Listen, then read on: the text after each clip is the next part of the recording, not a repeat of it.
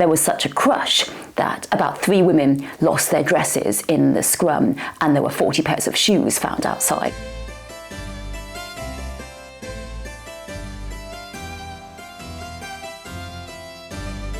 I'm Kate Williams, and today we're talking about Buckingham Palace.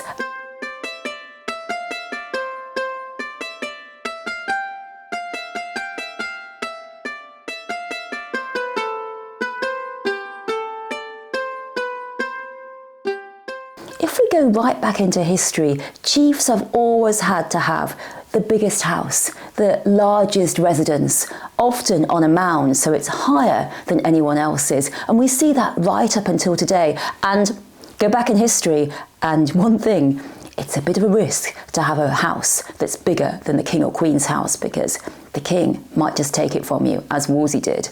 So chiefs and monarchs show their grandeur through various ways, through some kind of hat, through some kind of sceptre, through some kind of coronation ceremony, and then consistently some kind of very large house. So we have now in Britain these gigantic palaces. They're huge, they're iconic, they stand for the monarchy. Starting with Buckingham Palace, it's the big kahuna, it's the big one, it's the giant house, the one that stands for monarchy, the one on the front page of all the newspapers. And when we think of monarchy, we think of Buckingham Palace. All the great moments of history in the 20th century, all the great moments of royal history have been from Buckingham Palace. The weddings, the funerals, the balcony waves, the end of World War II. So the palaces are these great stages for monarchy, and yet there's a contrast, because palaces are meant to install awe in the people. They're about majesty and dignity, but really behind those closed doors there's something totally different. There's murders, there's sex scandals, there's total chaos, there's damp, there's falling down roofs, there's chilly rooms, there's total lack of efficient organisation. And I really find it fascinating that there is this contrast between the big, majestic frontages and what goes on behind.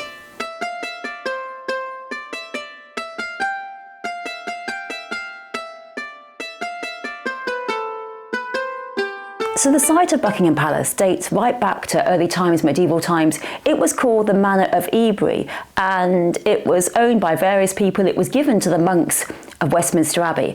And then when Henry VIII buys the hospital that becomes St James's Palace, he also buys the surrounding land, and that is the land that Buckingham Palace is now built on. So he buys that land, but he doesn't really want it.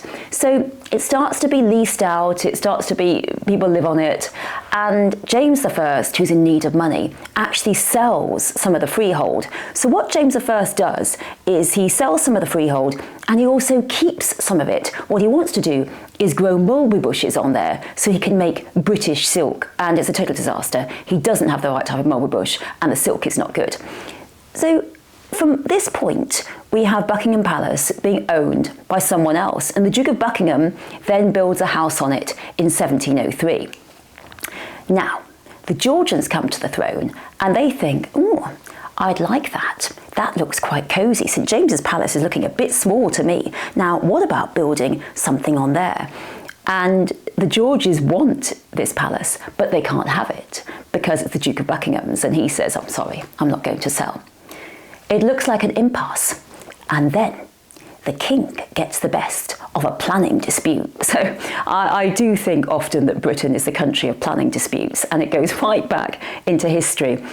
So George III's land agent, he realises that actually the Duke of Buckingham has built on some of James I's mulberry garden, and therefore, because he's overbuilt, that actually he better sell. And therefore the Duke of Buckingham has to sell to George III, and Buckingham House becomes George III's. Now Buckingham House, what George wanted was a nice, quiet little place for his wife to live, a nice little house for his wife to live in. And Queen Charlotte adored Buckingham House. 14 of her 15 children were born there. So Buckingham House becomes increasingly important through the 18th century. And then when George III's son, George IV, comes to the throne, he thinks, this is my grand designed moment. He wants to put on an extension. He wants to make it bigger and better and greater.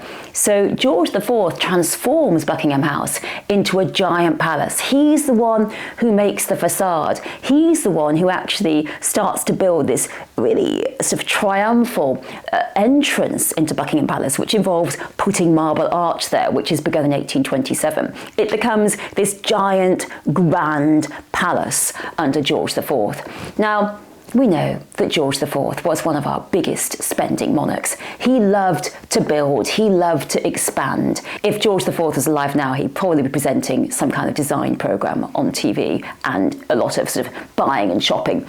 When he had a party at Carlton House to open it up to everyone, there was such a crush that about 3 women lost their dresses in the scrum, and there were 40 pairs of shoes found outside because everyone wanted to see his wonderful renovations. He did something similar to Buckingham Palace, which by now was being called a palace. Then William IV gets it, and William IV thinks, this is a bit big. And when the Houses of Parliament burns down, William IV says, here's one I made earlier. Here's a palace you could use. You could use Buckingham Palace for the Houses of Parliament. And that, to me, is a really interesting what if in history. What if the Houses of Parliament had been where Buckingham Palace is now? Well, perhaps quite sensibly, the government said, no thanks, we'll build our own. And William IV was stuck with what he thought was something of a white elephant. William IV had mainly lived at St James's Palace, and he was the last monarch to mainly live at St James's Palace. Victoria came to the throne, and she and Albert were in Buckingham Palace. It became really then the official residence of the monarch. But they didn't think it was very suitable, not suitable at all. Albert, with his customary efficiency, we might say his German efficiency, set about looking at the workings of the palace, and he was very disappointed. The sewers were bad. One team washed the outside of the windows, the other team washed the inside of the windows, so the windows were never perfectly clean. No one laid a proper fire. It was total disaster. So Albert looked into making the palaces much more efficient. By the time of Victoria, it was a total labyrinth. There were rooms, there was corridors, no one knew what was what.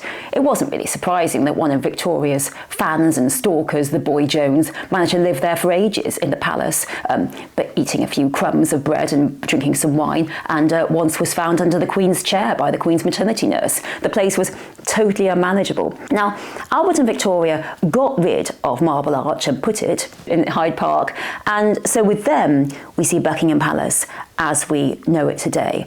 And that was how it was throughout the 20th century until it was bombed in World War II, and a policeman was actually killed during that bombing. And it was in the 20th century, after Victoria's renovations, I think that certainly it would have been rather difficult for us to have the great balcony wave with a massive old marble arch stuck in the front of it.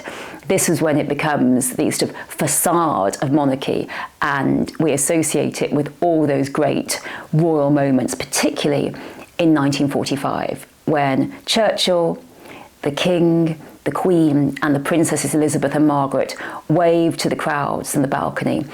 And that is one of my favourite stories about Buckingham Palace. The King, the Queen, the Princesses, it was the end of the war, and the princesses asked if they could go out into the streets, and the King, famously protective, said, why not? You can go out, you've never had any fun. So off they went into the streets. Princesses, they were escorted, they had guards, they had their governess, but they were wandering around with the crowds, and I mean, let's face it, goodness knows what was going on VE Day. There was, well, plenty of drinking and plenty of, new friendships being made in all kinds of places. And the princesses were just out there in the crowd. And then the princesses joined the crowd outside Buckingham Palace, and they were shouting, we want the king, God save the king, to encourage the king to come out from Buckingham Palace. So the princesses were down in the crowd outside Buckingham Palace shouting for the king, and then they were also on the balcony themselves, waving out to the crowds.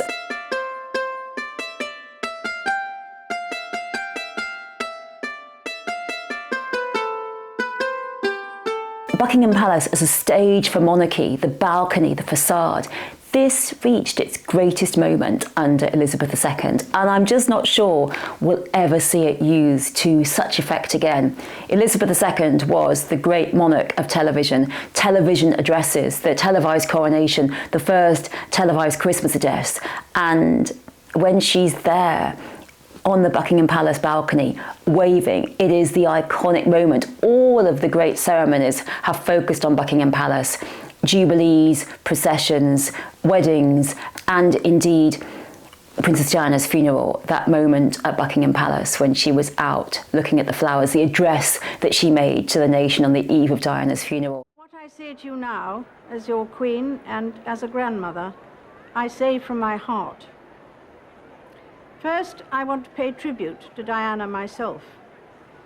She was an exceptional and gifted human being.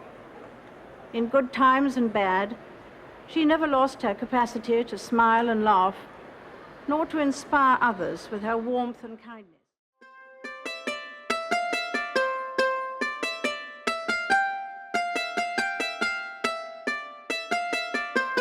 And obviously Buckingham Palace is our big fish.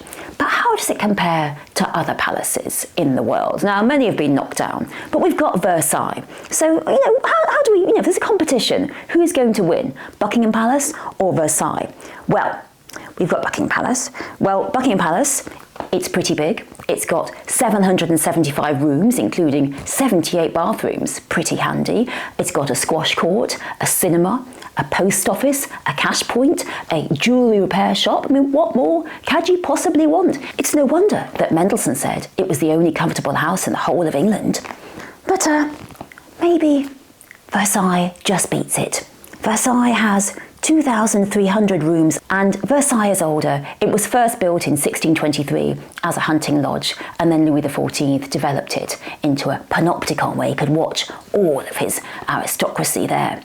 Now, Buckingham Palace perhaps has more furniture, including some bought in the French Revolution, per room. Buckingham Palace has got 600 clocks, and that is quite a job for the royal clock turner who has to change the clocks when the clocks go back and the clocks go forward. But in terms of garden, does Versailles or Buckingham Palace win? I'm afraid that Versailles wins once more. Buckingham Palace is the largest private garden in London. It is gigantic. It's got its own helicopter pad. It's a beautiful garden, but it's only 13 hectares, and Versailles is much bigger. Versailles has 800 hectares.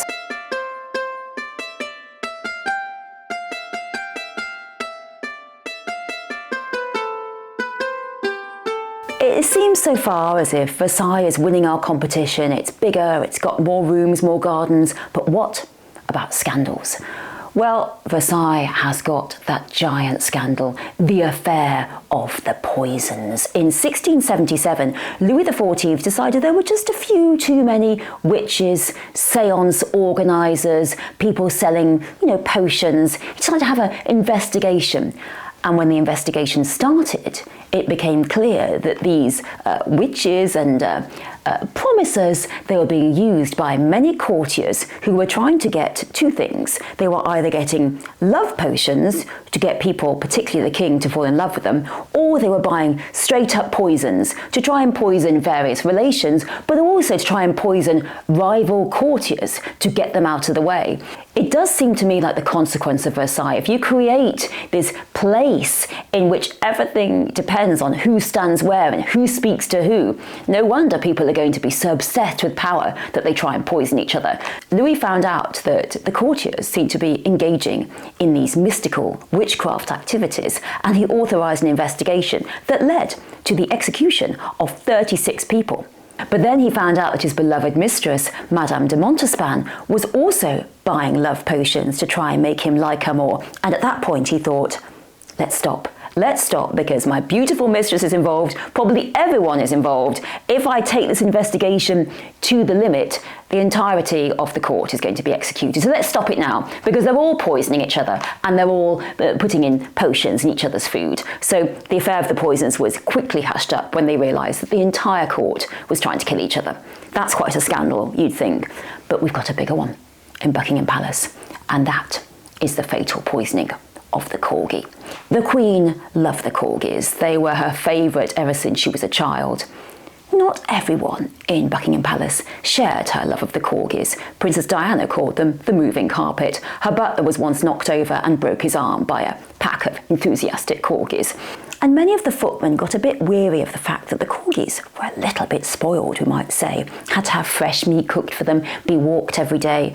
And in the late 1990s, one footman started lacing the corgi bowls with gin. And he thought this was terribly funny. And most of the corgis, well, they just sort of fell over and collapsed in a drunken heap in the corner. But one corgi, Phoenix, was fatally poisoned and died.